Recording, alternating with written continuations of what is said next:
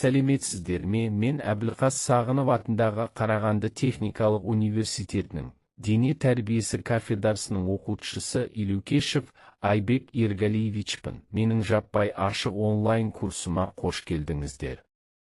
Алдыңғы сабақтың тақырыбы Алтыбақан, бүгінгі сабақтың тақырыбы күміс алу. Күміс алу ұлттық ойыны.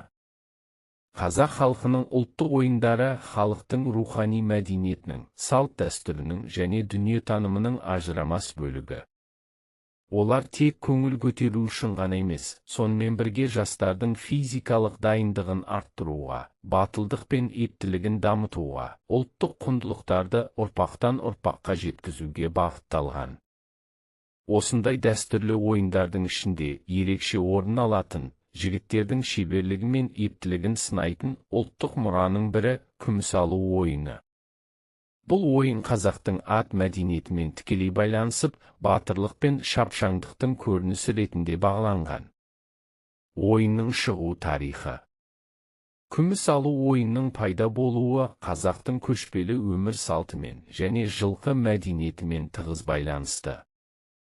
Қазақ қоғамында жылқы тек көлік құралы емес, сонымен қатар батылдықтың, күштің және ер жігіттің мәртебесінің белгісі болған.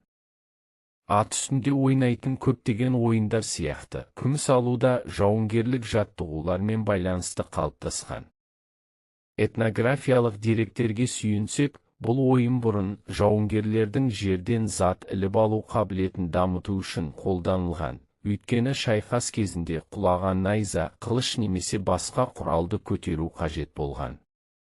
Кейінірек бұл жаттығу ойынға айналып, мерекелерде, тойларда, жәрмеңкелерде жастардың ерлігін, шапшаңдығын көрсету мақсатында ұйымдастырыла бастаған. Сондай-ақ кейбір аймақтарда қыз бен жігіт арасындағы ойын ретінде де құрметтелген. Ойынның мазмұны мен жалпы сипаттамасы. Күміс алу ат үстінде шауып келе жатып, жерге тасталған затты іліп алу өнері. Ол көбіне орамал, шүберек немесе күмістен жасалған әшекей түрінде болады. Ойынға қатысушылар арнайы дайындалған алаңда жарысып, кімнің икемдірек, батылырақ және ат баптауы мықты екенін көрсетеді. Бұл ойынның негізгі ерекшеліктері. Ат үстінде тепе-теңдікті сақтау. Жылдамдық пен ептілік.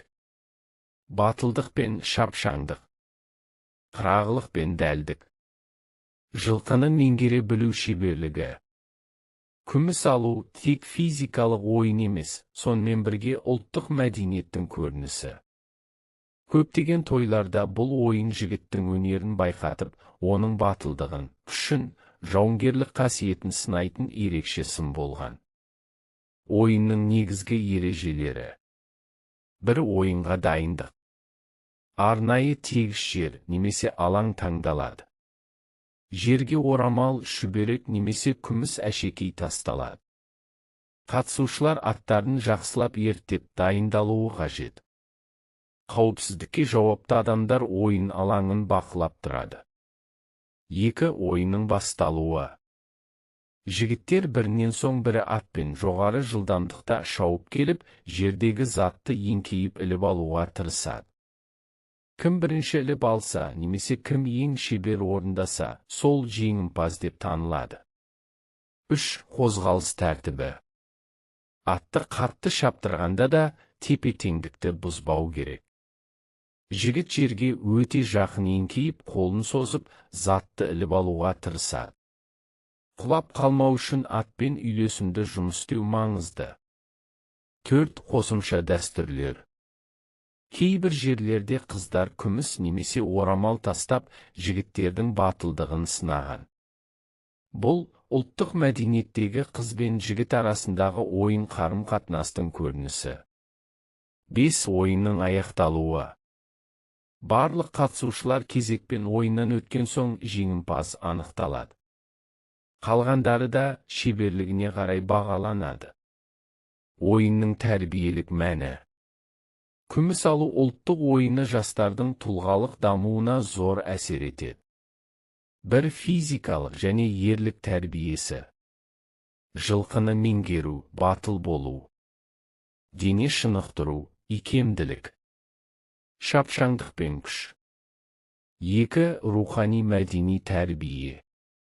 Ұлттық дәстүрлерді құрметтеу. Қазақтың ат мәдениетіне қызығушылықты арттыру. Батырлықты, ер жігітке тән қасиеттерді дәріптеу. 3. Психологиялық әсері. Өзін-өзі жеңуге үйретеді. Сенімділікті арттырады. Батылдықты дамытады. 4. Ұжымдық рух. Жастарды ынталандырады. Қоғамдық бірлікті күшейтеді. Ауыл арасындағы татулықты нығайтады. Қазіргі замандағы күміс алу. Бүгінгі таңда күміс алу ойыны этнофестивальдерде, ұлттық спорт жарыстарында, Наурыз мейрамында және ауыл тойларында қайта жаңғырып келеді. Ат спортымен айналысатын жастар арасында бұл ойынға деген қызығушылық өсіп келеді. Қазіргі нұсқалары қауіпсіздік ережелерімен толықтырылған, сонымен бірге жарыс түрінде өткізіліп, жеңімпаздар марапатталады. Бұл, қазақ халқының бай мәдениетін сақтауда маңызды рөл атқаратын дәстүрлі спорт түрі. Бақылау сұрақтары.